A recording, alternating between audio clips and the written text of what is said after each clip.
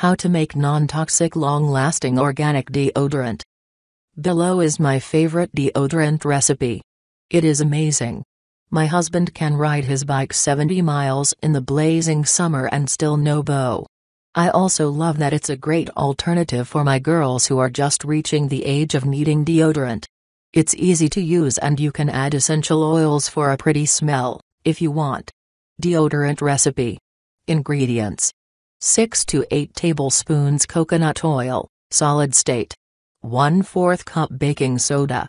1/4 cup arrowroot powder or cornstarch, arrowroot is preferred.